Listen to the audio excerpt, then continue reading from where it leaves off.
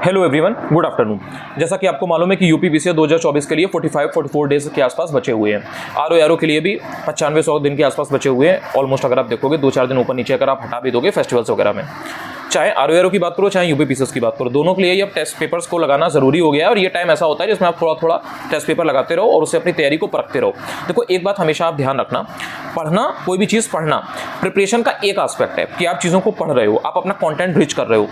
दूसरी चीज़ होती है प्रैक्टिस, यानी कि टेस्ट पेपर लगाना। जो आपने पढ़ा, जो आपने सीखा, आप उसे कितना एग्जीक्यूट कर रहे हो, आप कितना खुद को देख रहे हो। जैसे एक होता है कि गाड़ी चलाना तो उसकी वीडियोस देखना, एक होता है स्विमिंग की वीडियोस देखना या किसी से गाइडेंस लेना, पूछना, एक होता है पानी में उतरना, एक होता है गाड़ी लेकर के रोड पे जाना। दोनों में अलग तरह के चैलेंजेस हैं। तो इन्फॉर्मेशन भी आपके पास होनी चाहिए, लेकिन आपको रियल लाइफ में उसको इंप्लीमेंट भी करना होता है। यहीं पर टेस्ट सीरीज की वैल्यू होती है, टेस्ट पेपर्स की वैल्यू होती है। कभी भी ये तरीका नहीं होता है सही कि आप एग्जाम के 10-15 दिन पहले टेस्ट पेपर्स को लगाएं और अपने नंबर देखें। नंबर आपके कम आएंगे तो आप एकदम से डिमोटिवेट हो जाएंगे, अगर आपके नंबर अच्छे आएंगे तो आप ओवर कॉन्फिडेंट हो जाएंगे, स्यूडो कॉन्फिडेंस होगा वो। टेस्ट पेपर लगाने का तरीका पहले से होता है और टेस्ट पेपर के पीछे एक बेसिक रीजन होते हैं, कुछ 4-5। उसमें से एक ये होता है कि जो आपकी बेसिक गलतियां हैं, सिली मिस्टेक्स हैं, वो आप ना करें, ब्लेंडर आप ना कमिट करें। जो नॉलेज आपके पास है, जो आपने एक्यूमुलेट की ओवर द पीरियड अपनी प्रिपरेशन में, आप उसको एग्जीक्यूट कर पा रहे हैं कि नहीं, और जो गलतियां आप कर रहे हैं आप उससे सीख कितना रहे हैं। आप अपनी साइकी को समझते हैं कि आपका दिमाग आपको कहाँ हराता है, कैसे हराता है, क्या गलतियां आप करते हैं। तो ये सारी चीज़ें बेसिक जो होती हैं वो आपके टेस्ट पेपर के थ्रू, और टेस्ट पेपर से रिटेन भी ज़्यादा होता है, क्योंकि जो आपका एग्जाम है वो आपका एमसीक्यू फॉर्मेट में होना है। 4 ऑप्शंस आपके सामने होंगे एंड क्वेश्चन आपके सामने होगा। आपको इन्फॉर्मेशन जो आपने इतना टाइम पढ़ी है उसी से क्वेश्चन बन के आए होंगे। आपको आपके सामने आंसर्स हैं, लेकिन उनको पहचानना है, आइडेंटिफाई करना है। हर चीज़ आपको अपने दिमाग से नहीं निकालनी है, आपको सिर्फ और सिर्फ आइडेंटिफाई करना है। Options are in front of you. थोड़ा बहुत भी अगर आपने पढ़ा हुआ है तो वो काम करता है, लेकिन अगर वहीं पर आपने ढंग से नहीं पढ़ा है तो वो कन्फ्यूजन भी उतना ही क्रिएट करता है।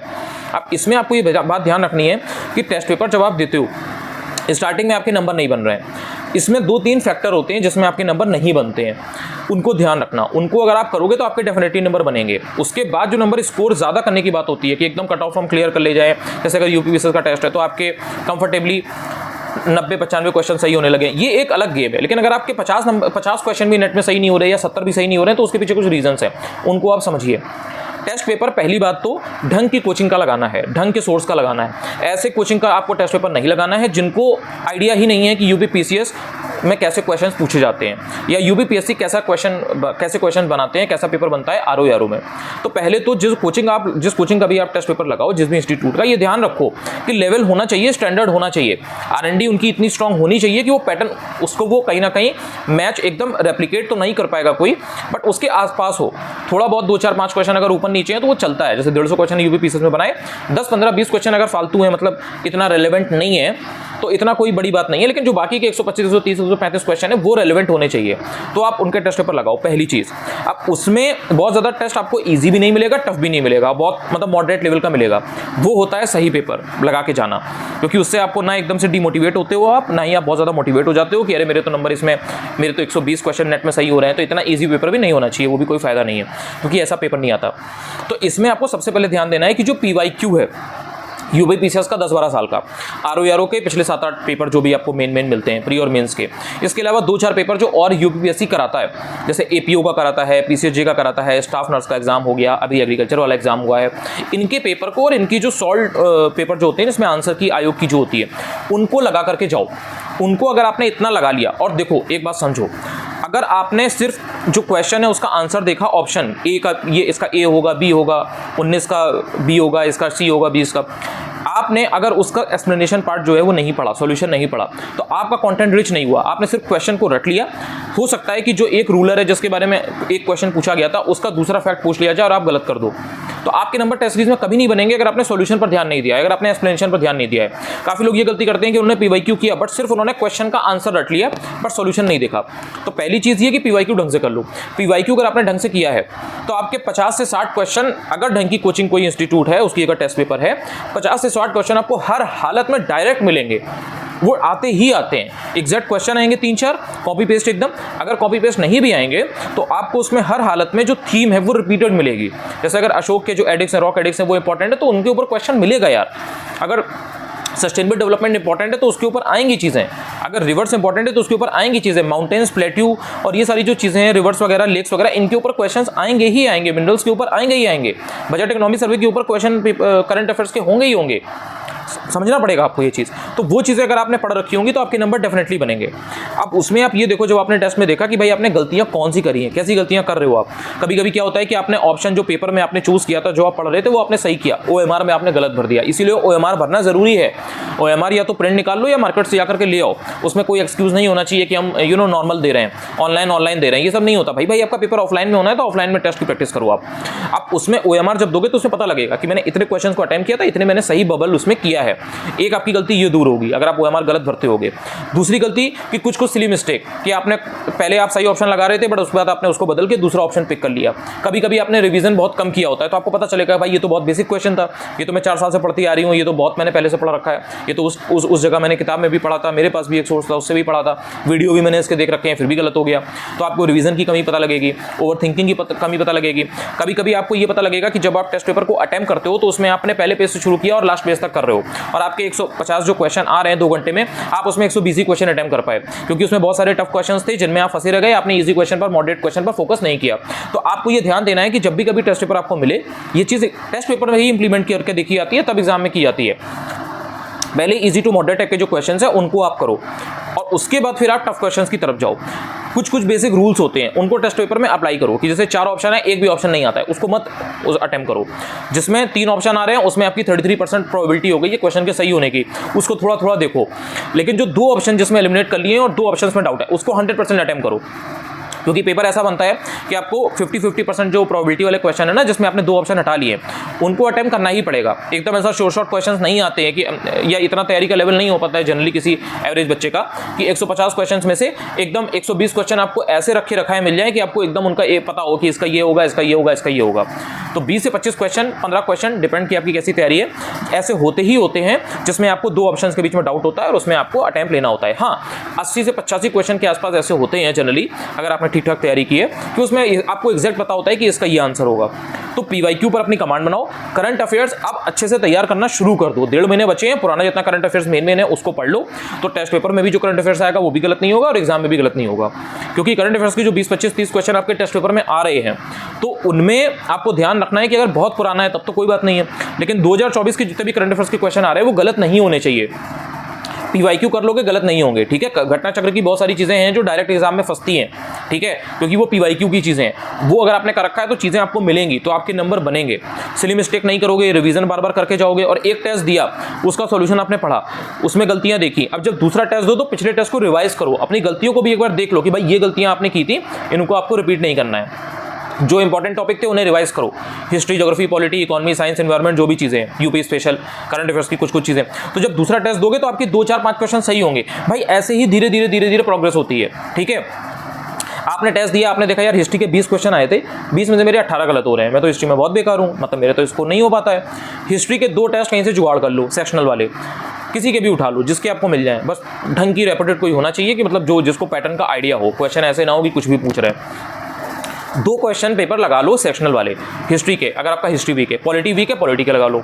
जैसे पॉलिटी के मान लो 150 क्वेश्चन या 100 क्वेश्चन आपको सेक्शनल में मिल गए, 200 क्वेश्चन हो गए, रिपीटेड क्वेश्चन भी होंगे ना, तो उसमें भी आप ध्यान दो कि 50 क्वेश्चन मान लो रिपीट हो गए, 150 क्वेश्चन नए मिले, मतलब नए टॉपिक 150 मिले।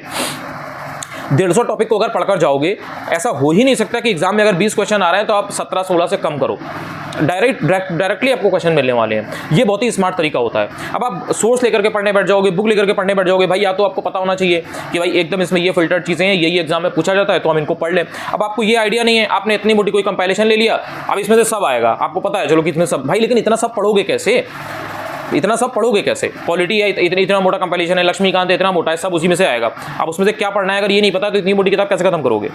तो टेस्ट पेपर वाले ने जो टेस्ट पेपर बनाया है इतना R&D के बाद में, उसमें इंपॉर्टेंट चीज़ें ही दी है। पंचायती राज के क्वेश्चन होंगे, fundamental rights, fundamental duties, DPSP articles main उसमें दिए होंगे, वहीं के वहीं उसका क्वेश्चन देखो, आंसर देखो, नहीं आंसर सही कर पाए कोई बात नहीं, डिसहार्टेंड नहीं फील करना है, डिसहार्टेड फील नहीं करना है, वहीं पर उसका जो सोल्यूशन है उसको देख लो कि अच्छा ठीक है 257 आर्टिकल 258 में क्या है, आर्टिकल 249 में क्या है, आर्टिकल 312 315 में क्या है। ऐसे ही तैयारी होती है, इसी से आपका बेस भी स्ट्रॉन्ग होता चला जाता है। इतना करने से आपके 70 से 80 क्वेश्चंस के आसपास नेट में आराम से आएंगे, 85 तक भी आपके आ जाएंगे, इसमें कोई वो नहीं है। इसके ऊपर की जो जर्नी होती है, जैसे आपके सपोज 85 क्वेश्चन नेट में करेक्ट हो रहे हैं, आपको चाहिए 95 या 100, क्योंकि आपको पता है कि 95 के आसपास कहीं ना कहीं अब जरूरी रहता है। बेसिकली जो लास्ट टाइम का जो डेटा आपके पास है, अगर आप उसके मद्देनजर देखते हो तो 95 क्वेश्चंस के आसपास यूपीपीसीएस में आपके सही होने चाहिए। तो अब आपको अगर उतना स्कोर करना है तो फिर उसमें ये चीज़ आपको फिर लगानी होती है। आपने देखा यार टेस्ट पेपर में दे रहा हूँ मैं, मेरे 85 आ रहे हैं, ठीक है, अब मुझे 10 क्वेश्चन के आसपास करीब और सही करने हैं, 15 के आसपास और सही करने हैं। फिर आप ये देखते हो कि जो पीवाईक्यू में चीज़ें जितनी भी हैं, जितने भी टॉपिक्स हैं, इंपॉर्टेंट थीम है, वो मेरी तैयार हैं कि नहीं है। अब उसमें आप देखोगे 100 में से 90 चीज़ें तैयार हैं, लेकिन 10 चीज़ें तैयार नहीं हैं। उन 10 चीज़ों को या तो टेस्ट पेपर से तैयार कर लो या फिर कोई जो आपके पास कंपाइलेशन है उससे तैयार कर लो, जो भी स्टडी मटेरियल वगैरह है। लेकिन सिर्फ वही चीज़, सारी चीज़ें नहीं, अपना मटेरियल पूरा मत बदल देना, क्योंकि बाकी चीज़ें तो आप कर चुके हो। Fill the gaps basically. तो वो जो चीज़ें आपकी गलत हो रही थी, जैसे पॉलिटी में कुछ चीज़ें आप देखोगे आपकी गलत हो रही है क्योंकि आपने पढ़ा ही नहीं है। पार्लियामेंट आपने सपोज नहीं पढ़ा है, उसके क्वेश्चन गलत होते हैं, भाई उसको पढ़ लोगे आपका क्वेश्चन सही हो जाएगा। इसी तरीके से जैसे पॉलिटी हो गया, इकोनॉमी हो गया। इकोनॉमी में मान लो आपके स्कीम के क्वेश्चन गलत होते हैं, स्कीम के क्वेश्चन 2 आते ही आते हैं। आपने स्कीम को ढंग से पढ़ लिया, उसका एस्टेब्लिशमेंट मतलब उसका जो ईयर है उसको कब इंप्लीमेंट किया गया वो सब देख लिया, मेन उसके जो प्रोविजन है वो देख लिया। अब जब स्कीम से क्वेश्चन आएगा तो आपका गलत नहीं होगा। ऐसे फिर धीरे धीरे आपकी जो मार्क्स है वो बढ़ते हैं, स्कोर सॉरी वो बढ़ते हैं। तो इस चीज़ का आपको ध्यान रखना है। तो वो जो 85 से 95 वाली जर्नी है वो थोड़ा सा टफ होती है।